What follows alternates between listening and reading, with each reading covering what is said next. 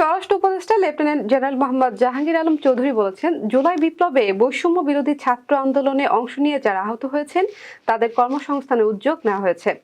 এরই অংশ হিসেবে পুলিশের বিভিন্ন ইউনিটে প্রথম পর্যায়ে 100 জনকে চাকরি দেওয়া হবে।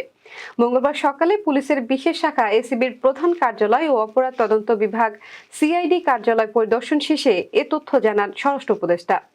স্বরাষ্ট্র উপদেষ্টা বলেন, আহতদের এক একজনের এক এক সমস্যা রয়েছে, সবগুলো বিষয় বিবেচনা করা হচ্ছে। এর আগে 1000 শিক্ষার্থীকে ট্রাফিক ডিউটিতে নেওয়ার জন্য প্রপোজাল লেটার দেওয়া হয়েছে বলে জানান উপদেষ্টা, যারা 3 থেকে 4 ঘন্টা ডিউটি করবেন। এখন পর্যন্ত 400 জনকে অন্তর্ভুক্ত করা হয়েছে।